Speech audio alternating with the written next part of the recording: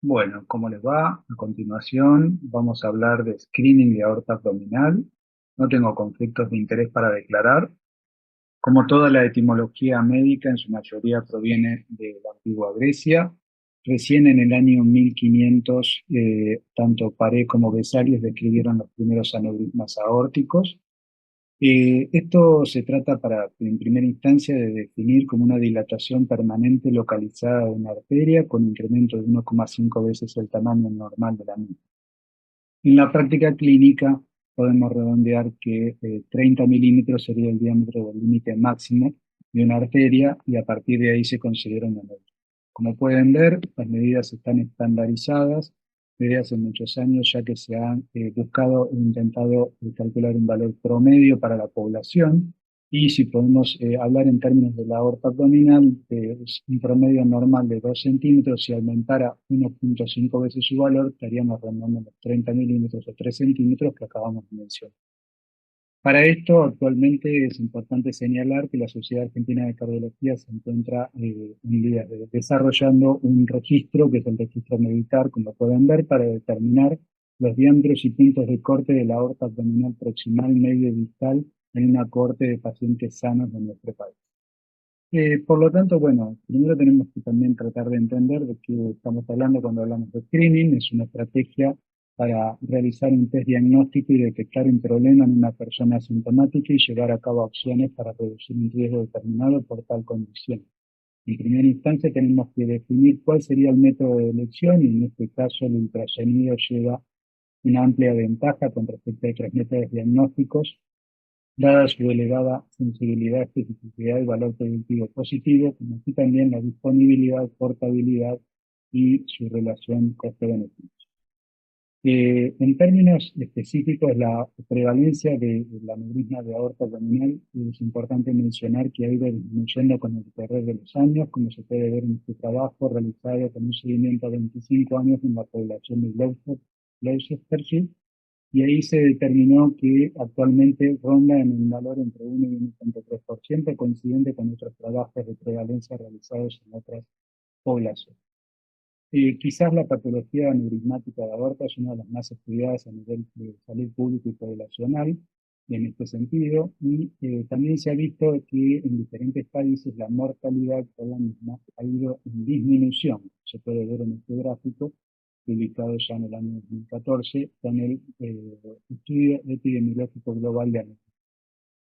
Bueno, una vez que tenemos definida la patología y sabemos qué método de screening vamos a utilizar, tenemos que reconocer que hay asociaciones muy importantes en relación a esta enfermedad, y ellas son las que vamos a detallar a continuación. En primera instancia, tenemos que saber que la distribución regional habla de que hay determinadas localizaciones o lugares regionalmente donde se puede presentar con mayor frecuencia, como es en Norteamérica, en los países eh, del hemisferio norte, o de Europa, Norteamérica, y en un grado intermedio en Latinoamérica, y quizás como para mencionar también, la región andina es la que menor prevalencia de aneurisma de esta persona. Si hay un factor de riesgo para mencionar y una situación muy fuerte en la presencia de esta enfermedad es el tabaquismo, dado que ya en un estudio con 22.000 pacientes, en un análisis multivariado que se realizó, aumentó 3,5 episodios la presencia de tabaquismo como predictor de aneurisma de aorta abdominal, con un aumento también de riesgo, probabilidad o asociación con la enfermedad coronaria. En forma concreta, se cree que 75% se estima que de los aneurismas de aorta abdominal tienen historia de tabaco. Por otro lado, también es importante reconocer la asociación de la presencia de aneurisma de aorta abdominal con la edad y el sexo masculino.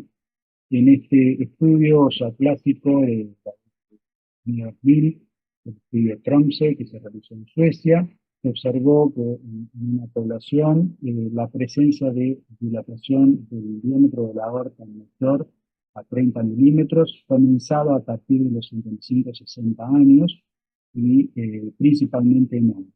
puede ver en el gráfico superior, que en las mujeres el comienzo de la dilatación de aorta relacionada con la edad se presenta en forma más tarde.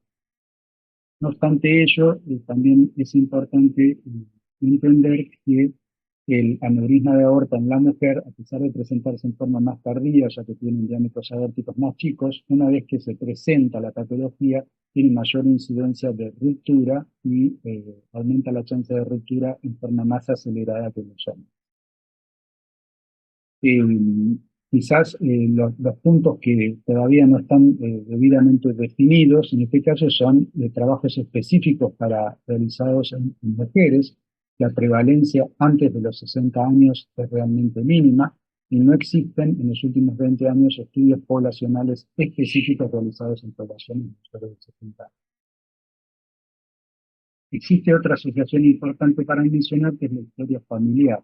Esta historia familiar, con familiares de primer grado, se demostró en este trabajo publicado en 2017 que la prevalencia de estudios de ecografía abdominal con hallazgo de aneurisma era 2 veces más prevalente en aquellos que tenían familiares de primer grado, tanto del sexo masculino como del sexo femenino, que hubieran tenido aneurisma de aorta. Y por otro lado, también la historia personal de aneurisma, es decir, haber presentado un aneurisma en otro sitio, puede ser predictor también de la presencia de aneurisma aorta anal. Es decir, en este estudio, 190 pacientes operados con un aneurisma en otra localización, con aneurisma popliteo, 39% desarrollaron un aneurisma en otro sitio y 43% de estos eran aneurisma de aorta anal.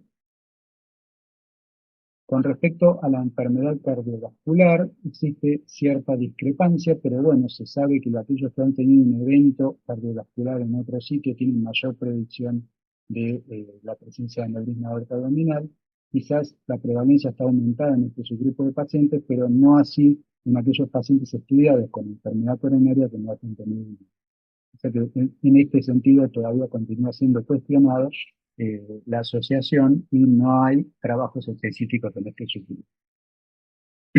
No así en los pacientes post-trasplante. Los pacientes post-trasplante con aneurisma de aorta abdominal es mucho más prevalente la presencia. En este caso, que es una revisión sistemática realizada en pacientes con trasplante cardíaco, y se observa, como habíamos dicho, una prevalencia normalmente de 1 a 1,5, en este caso se observa que es mayor a 3% y en algunos trabajos del 10%.